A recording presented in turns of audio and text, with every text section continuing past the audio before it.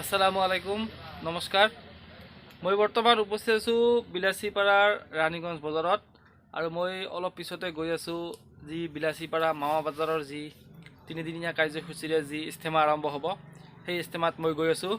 তো আপোনালোকে ভিডিঅ'টো যদি ভাল লাগে শ্বেয়াৰ কৰিব, লাইক কৰিব আৰু লগতে কেনেকুৱা লাগিছে আপোনালোকৰ মন্তব্যটো এই কমেণ্ট বক্সত লিখি দিব। মই অলপ পিছতে যি মামা বজাৰৰ যি ইস্তেমা তিনিদিনীয়া ইস্তেমা আজি প্ৰথম দিন মই সেই ইস্তেমাত গৈ আছোঁ। তো আপোনালোকে ভিডিঅ'টো চাই থাকিব। আসসালামু আলাইকুম। তো মই বৰ্তমান উপস্থিত আছোঁ যি বিলাসীপাৰা যি মামা বজাৰ ইস্তেমা তিনিদিনীয়া কাৰ্যসূচীৰে যি ইস্তেমা আৰম্ভ হৈছে সেই ইস্তেমাত মই বৰ্তমান উপস্থিত আছোঁ। তো আপোনালোকক দেখুৱাব লৈছোঁ এই যে চাওক কেনেকুৱা ভিৰ। যি তিনিদিনীয়া কাৰ্যসূচীৰ যি ইস্তেমা সেই প্ৰথম দিনাখনেই আজি 4 তাৰিখ যি একদম গোটেইখিনি ভিৰ পৰিলক্ষিত হৈছে। চাওক একদম ভিতৰত পেণ্ডেলৰ যি ভিতৰ ছাইড সেই ভিতৰ ছাইডত একদম ঠাই নাই, একদম ফুলফিল হৈ গৈছে আৰু কিছুমানে বাহিৰত থিয় হৈ আছে আৰু কিছুমানে বাহিৰত চাওক যিটো নামাজৰ সময় হৈছে কিছুমানে নামাজ পঢ়ি ল'লে আৰু এনেকুৱা ভিৰ হৈছে, ভিৰ পৰিলক্ষিত হৈছে। চাওক আজি প্ৰথম দিনাখনে একদম ভিৰত একদম ভৰি নিদিয়া ঠাই হৈছে আৰু এইটো একদম শেষৰ ফালে হয় লাষ্ট ছাইড। মই প্ৰথমতে আগৰ ফালে গৈছিলোঁ, এতিয়া হয়তো মই পিছফালে আহিছোঁ। তো মই লাহে লাহে ভিতৰত সোমাবলৈ যত্ন কৰিম। যে চাওক কেনেকুৱা ভিৰ পৰিলক্ষিত হৈছে, আপোনালোকে চাওক এইটো পিছফালৰ পৰা মই পোনে পোনে ভিতৰত গৈয়ে আছোঁ। চাওক এইটো হৈছে ইস্তেমাৰ যি পেণ্ডেলৰ একদম পিছৰ ফালে সকলোৱে শৃংখলাবদ্ধভাৱে নিজৰ নিজৰ স্থানত বহি আছে, কোনোবাই শুই আছে আৰু কোনোবাই ঘূৰি আছে। হয়তো অলপ পিছতে আকৌ নামাজ আৰম্ভ হ'ব। নামাজ পঢ়াৰ কাৰণে কিছুমানে উজু কৰি আছে আৰু কিছুমানে বজাৰত গৈ আছে আৰু বজাৰৰ পৰা হয়তো কিবা বস্তু আনিব খোৱাৰ কাৰণে আৰু তেওঁলোকৰ খাদ্য যি খাদ্য আছে তেওঁলোকে নিজে মজুত কৰি বা কিনি লৈ আহে আৰু তেওঁলোকে সেই নিজৰ নিজৰ ঠাইত নিজৰ নিজৰ জেগাৰ নাম ঠাই ইয়াত উল্লেখ কৰা আছে, সেই ঠাইত তেওঁলোকে বহি আছে। তো আপোনালোকে সকলোৱে আজি যিহেতু 4 তাৰিখ আপোনালোকে সকলোৱে অহাকালিৰ পৰা আহিলেও হয়তো ঠাই নাপাব।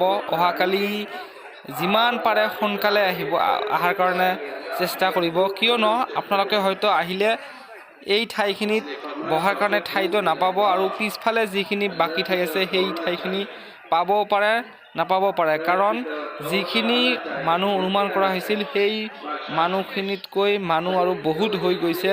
কাৰণ আপোনালোকে চাওক কেনেকুৱা অৱস্থা। আৰু মই অলপ পিছতে আপোনালোকক বজাৰৰ দৃশ্য দেখুৱাবলৈ যত্ন কৰিম। তো এয়া হৈছে যি মামা বজাৰৰ ইস্তেমাৰ যি বজাৰৰ দৃশ্য। চাওক সকলোৱে বস্তু কিনা বেচাত ব্যস্ত হৈ আছে আৰু এইটো হৈছে মুম্বাই হালোৱা, যি মুম্বাইত পোৱা যায় সেইটো মুম্বাই হালোৱা আৰু বিস্কুট এইবিলাক একদম সকলোৱে কিনি আছে, কোনোবাই বিক্ৰী কৰি আছে। আৰু যি আপোনালোকে চাই আছে এইটো জাষ্ট এটা ছাইডহে, এটা ছাইডত এইবিলাক খোৱাৰ বস্তু বিক্ৰী কৰি আছে। মুম্বাই হালোৱা আৰু পৰঠা, যি মুম্বাইত পোৱা যায় হালোৱা আৰু পৰঠা আৰু দিলখুছ নামৰ কিছুমান বিস্কুট, এই বিস্কুটবিলাকো ইয়াত তেওঁলোকে বিক্ৰী কৰি আছে আৰু সকলোৱে নিজৰ ইচ্ছামতে কিনি আছে, খাই আছে। চাওক পৰঠাৰ যি পৰঠা বনাই আছে আপোনালোকে চাওক কেনেকুৱা পৰঠা বনাই আছে। সেই পৰঠা প্ৰত্যেক কিলোৰ দাম ক'ৰবাত 120 টকা কিলো, ক'ৰবাত 140 টকা কিলো আৰু ক'ৰবাত 160 টকা কিলো।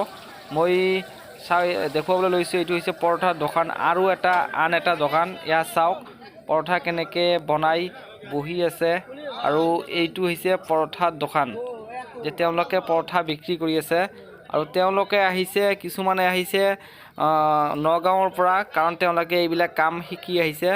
তো যদি আপোনালোকে আহে তেওঁলোকৰ পৰা এই হালোৱা আৰু পৰঠা তেওঁলোকৰ পৰা কিনি ল'ব পাৰিব। এইটো হৈছে এইটো হৈছে কি, এইটো কিবা কয় বৰফি বুলি কয়, বৰফি। তেওঁলোকৰ হাতত যিটো আছে এইটো হৈছে বৰফি। বৰফি খোৱাত অলপ মিঠা লাগে আৰু তেওঁলোকে এইটো হয়তো অলপ বেছিকৈ 140 টকামান কিলো হয়। এইটো হৈছে বিস্কুট, এই বিস্কুটৰ কিলো হৈছে 200 টকা কিলো। তো বৰ টেষ্টি হয়। তো আপোনালোকে ইয়াত আহিলে এইটো কিনি ল'ব পাৰিব। চাওক, এই ভাইজানৰ ঘৰ হৈছে নগাঁও। তো আপোনালোকে যদি কালি আহে তেওঁলোকে বজাৰৰ পৰা এইবিলাক কিনি ল'ব পাৰিব। তো